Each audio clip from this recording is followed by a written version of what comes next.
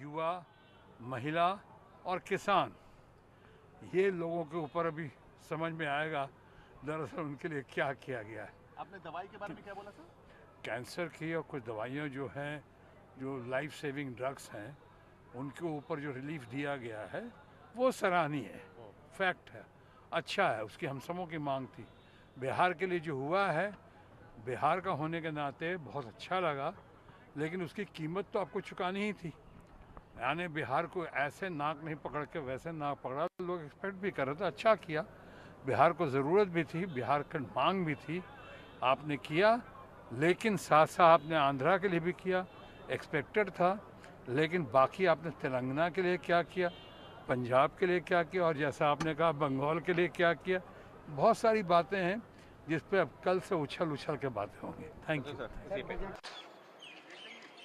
एक विकसित भारत, एक आत्मनिर्भर भारत के लिए पूर्ण रूप से सुनिश्चित किया गया है।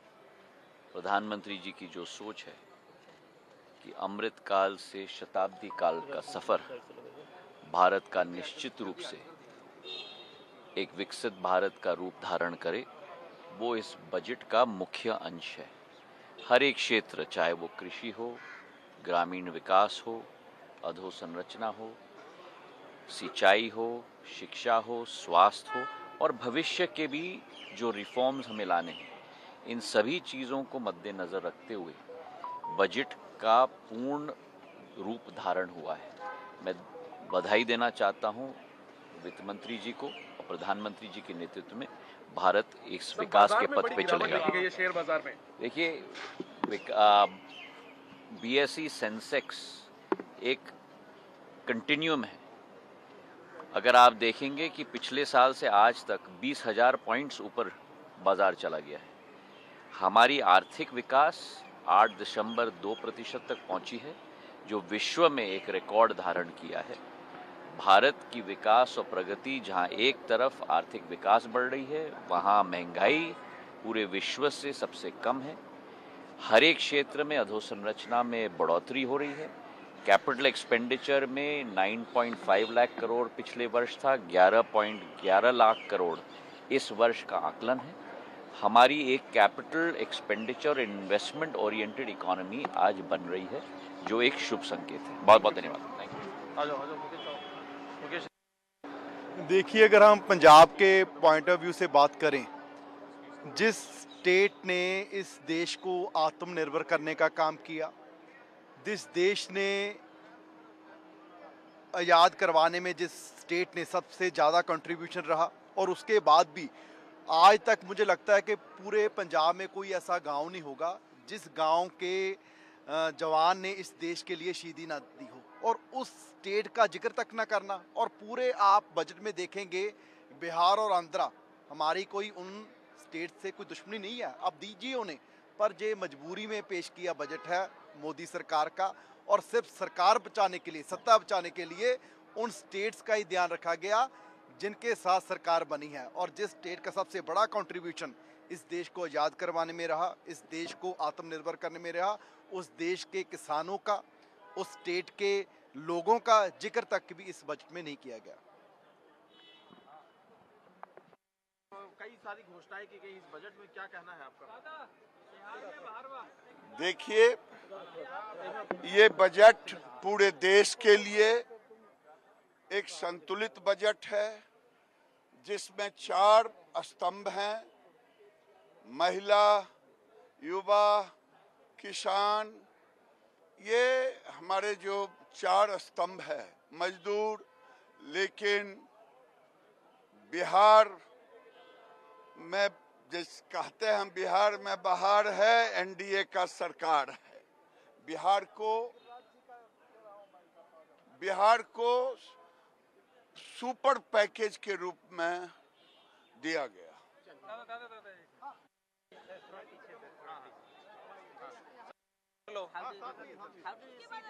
This is one of the best budgets that the country has ever seen. In terms of 4 sectors, 4 important wings, the central government has tried to strengthen. One is the poor and weaker sections of the country, the agricultural sector and the farmers, and the women of the country and also the youth. And if you see, lot of stress and importance has been given for employment generation, skilling, and also manufacturing in the country. So this has a very futuristic budget in the sense we are not just creating a foundation for the coming 6 to 8 months, but also the coming 5 to 10 years, where we are trying to tackle the situation of unemployment in the country, and it has given a lot of impetus and lot of growth potential for generating. Andhra Pradesh को जिस तरीके से budget में yes, दिया गया है, क्या ये क्या वैसे बजट के रूप में बहुत शानदार बजट था। मैं एक नौजवान होने के नाते इतना कह सकता हूँ कि हमारे देश के जो नौजवान जो इश्यूज फेस कर रहे हैं आज, रोजगार की बात हो या अपने सपने साकार करने की बात हो, उन सबको एक बल देने का काम ये बजट में उन्होंने किया है। बहुत सारा स्ट्रेस जॉब क्रिएशन पे, स्किलिंग पे, मैन्युफैक्चरिंग पे, एम्प्लॉयमेंट जनरेशन पे, इंडस्ट्री को बढ़ावा देने के लिए, प्राइवेट सेक्टर को बढ़ावा देने के लिए, फॉरेन डायरेक्ट इन्वेस्टमेंट को बढ़ावा देने के लिए, इस तरह के बहुत सारे चीज़ें जो आम आदमी को, आम नौजवान को रोजगार की तरफ आगे बढ़ाता है, उन सब चीज़ों के बारे में इन्होंने ध्यान दिया है। और ऊपर से आंध्रा की बात जब आती है तो उसके लिए तो मैं तहे दिल से शुक्रिया अदा करना चाहूँगा नरेंद्र मोदी जी को, जिन्होंने एक वादा किया था कि आंध्रा की देखभाल हम करेंगे, और उन्होंने आज किया है बजट के रूप में।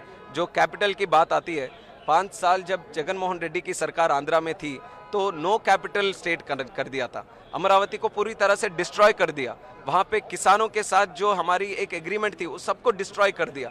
तो उसको एक बल देने के लिए आज 15,000 करोड़ का पैकेज एक जो दिया हुआ है, उसके लिए हम अपने किसानों की तरफ से, स्टेट की तरफ से हम शुक्रिया अदा करना चाहेंगे। ये केवल एक बजट वाला इशू नहीं है, ये इमोशनल इशू है आंध्रा के लिए। उसको एक जगह मिला है आज बजट में। और पोलोवरम प्रोजेक्ट जो लाइफलाइन है आंध्रा के लिए, उसके बारे में भी उन्होंने बोला है कि वो ऑन टाइम वो रिस्पॉन्सिबिलिटी के साथ कंप्लीट करेंगे, तो वो भी एक अच्छी बात है आंध्रा के लिए। और ऊपर से जो बैकवर्ड डिस्ट्रिक्ट्स हैं आंध्रा में, उसका भी एक मेंशन उन्होंने किया था कि वहाँ पे भी सेंट्रली स्पॉन्सर्ड स्कीम्स हो या फिर अलग तरीके के पैकेजेस हो, वो सब भी इम्प्लीमेंट करके वहाँ पे जो स्टैंडर्ड ऑफ लिविंग है वो हम आगे बढ़ाएंगे। वहाँ पे जो गरीब लोग हैं, अंत्योदय लोग हैं, उन सबको भी हम आगे बढ़ाएंगे। तो इस तरह की चीज़ें जब बोली जाती हैं बजट में, तो ज़रूर हमारे आंध्रा के लोग में या 5 करोड़ जो आंध्रा के लोग हैं उनमें एक विश्वास पैदा होता है कि चुनाव से पहले जो वादा किया था वो अब पूरा होने वाला है।